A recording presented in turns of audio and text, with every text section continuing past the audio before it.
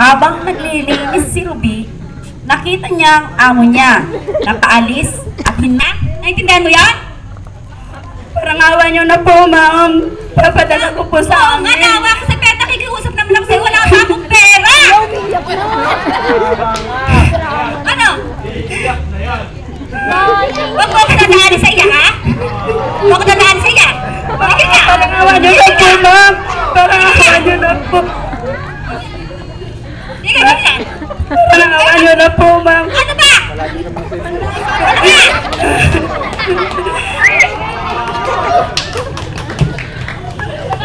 Dahil sa mga pangyayari, naisipan na lang ni Ruby na umalis sa puder ng kanyang amo na si Loida. Pero di niya alam kung paano siya aalis nang walang hawak na pera. At kung aalis siya, paano mabubuhay? Nanaig pa rin ang kagustuhan niyang umalis, kaya inayos na niya ang mga gamit at tumakas na siya sa bahay ni Loida. At siya'y naging palaboy sa kalsada. At sa tinagal-tagal niyang pagiging palaboy, may nakilala siya.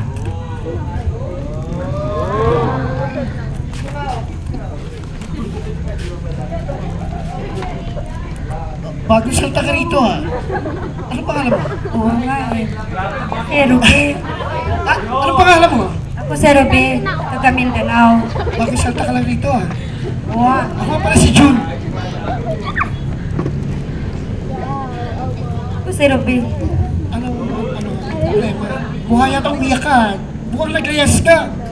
Eh, kasi po namasukan po ako. Tapos sinasaktan po ako ng amo ko.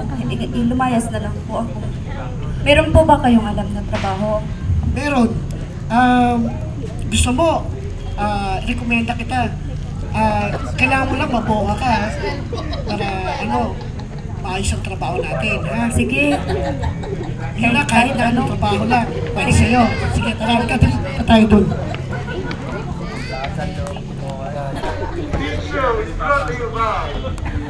Dito kayo papasok. Boss Min. Boss Min. Dito tayo papasok. Saka pala si Ruby. Boss. Sa trabaho. Kasi kailangan ko po mapadala sa probinsya. Sige, si Jun ang bahala sa'yo. Siya mag-i-ista ko yung mga gagawin. Sige po.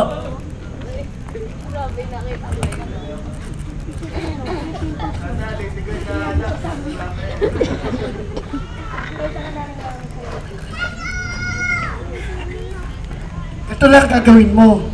Ibenta mo lang to. Ha? Pero huwag kang maingay, ha? Sikreto lang to. Okay, basta bubulungan mo lang yung kasama niyo. Ha?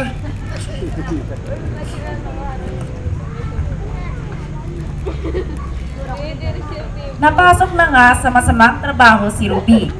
At sa pamilya niya naman,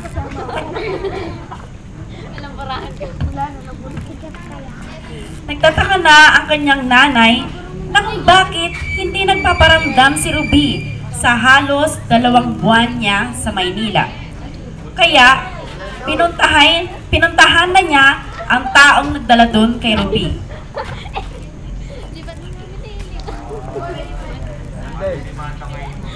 Baby, pwede kang makausap ka.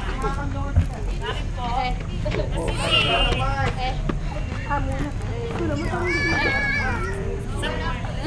Bakit po?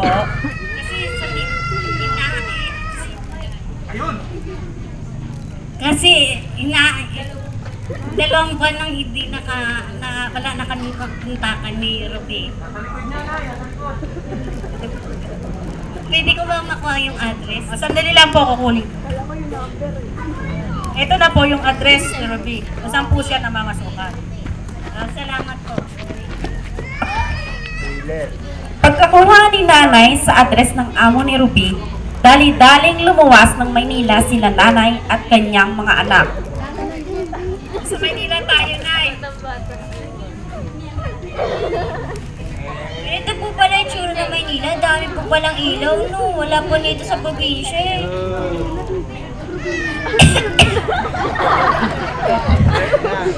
Ganda ng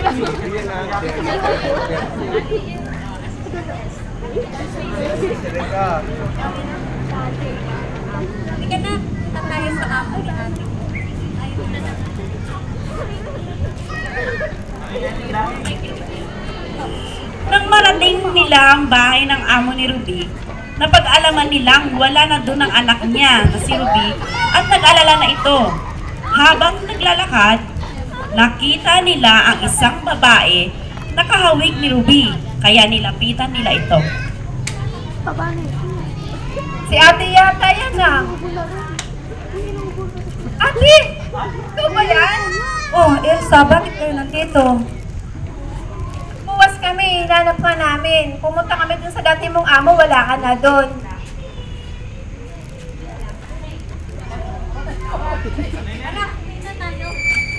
Halika na! May hindi po pwede. May gagawin pa po ako. May hinihintay po ako. Hindi nga pwede.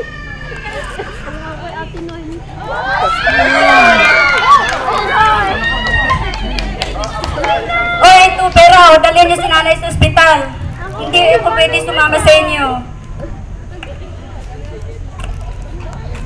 Nang madala si nanay sa ospital at nang gumaling na, nagdesisyon sila Elsa na iuwi na lang si nanay sa probinsya at naiwan pa rin si Ruby. At nagpatuloy pa rin sa trabaho niya. Ngunit sa mga araw na lumilipas, inaalala niya ang nanay niya. Kaya nagdesisyon na rin itong umuwi at magbitiw sa kanyang trabaho. Oh, Ruby, kumusta naman? Kumusta yung pinagagawa ko sa'yo? Nag-deliver mo ba yung mga pinag-deliver ko sa'yo? Opo, boss. Magaling. Maganda naman ang mga pinakita mo sa mga pinagagawa ko sa'yo. So, anong plano mo? Salamat po, boss. Maraming salamat po. Pero, boss, pwede po ba ako magpaalam? Uuwi po ko sana ako sa probinsya. Oh, bakit? Pero kung yan ang desisyon mo, wala akong magagawa doon. Ito nga pala yung huling sahod mo sa may bonus ka pa. Salamat po, boss.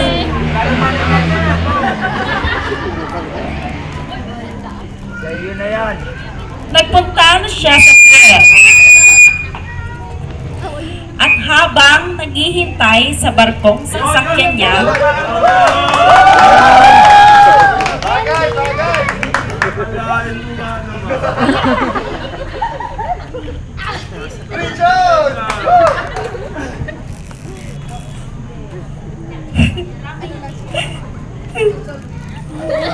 Miss, bakit ka umiyak?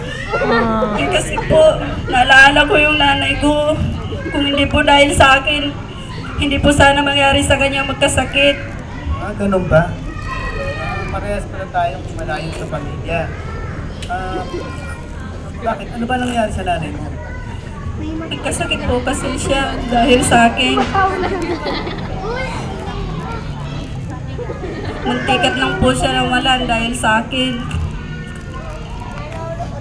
Mahirap talaga yung mapalayo ka sa pamilya mo, katulad ko. Malayo din ako sa pamilya ko. Kasya nga pala, kapag mo ang mawala, baka pupunta ka sa kisesa ang kanto mo sa langit.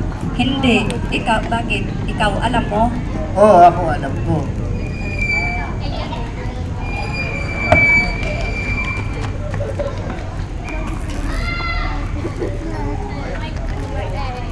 Gusto kong ibahagi yung salita mo.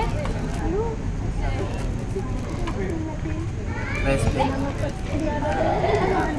Ang tao ay makasalanan. At tayo sa kalagayan. Kaya tayo ay nakibagay sa Kanya. At sa Romas 10:3, ang tayong makasalanan ay ang ating kabayaran sa ating kasalanan ay ang ating pagkamatay. May magandang balita mula sa aklat ng Juan 3:16, sinasabi niya na ibibigay niya ang kanyang bugtong na anak na kung sino man ang sasampalataya at dito ay magkakaroon ng buhay, may maliligtas at magkakaroon ng buhay na walang hanggan. May kapalit ka na, oh. Sumunod gusto mo tinatanggap ba si sumabay ka sa akin sa pananalig. O ang makapangyarihan. Alam ko na ako ay makasalanan. Ako ay nagsisisi sa aking mga kasalanan.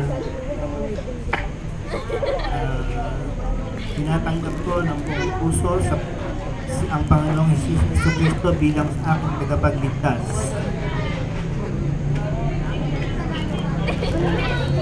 Amen.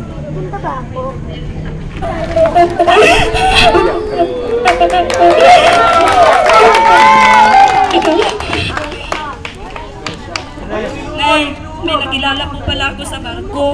Habang papauwi po kami, sinita ng Diyos. Opo, Nay, magtiwala lang po kayo sa akin. O sige, papunta yung sa rito. At papunta na sila sa church. Sinalubong sila ni William. At pinapasok na sila at ginawa ang mga services.